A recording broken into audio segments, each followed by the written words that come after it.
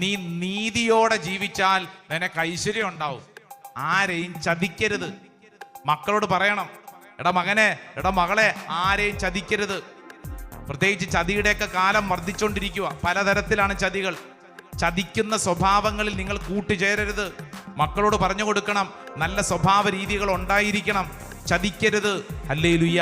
തോബിത്തിന്റെ പുസ്തകം 4-ാം അധ്യായം 5-ാം തിരുവചനത്തിന്റെ 2-ാം ഭാഗം, 5-ാം തിരുവചനത്തിന്റെ പാർട്ട് ബി വചനം എന്താ പഠിപ്പിക്കുന്നത്? ജീവിതകാലം മുഴുവൻ നിന്റെ പ്രവർത്തികൾ നീതിനിഷ്ഠമായിരിക്കട്ടെ, അനീതി പ്രവർത്തിക്കരുത്. അനീതി പ്രവർത്തിക്കരുത്. എന്നിട്ട് അടുത്ത വചനം കൂടെ ചേർത്ത് വെച്ചോളൂ. നിന്റെ പ്രവർത്തികൾ സത്യനിഷ്ഠമായിരുന്നാൽ എല്ലാ ചെയ്തികളിലും നിനക്ക് ഐശ്വര്യം കൈവരും.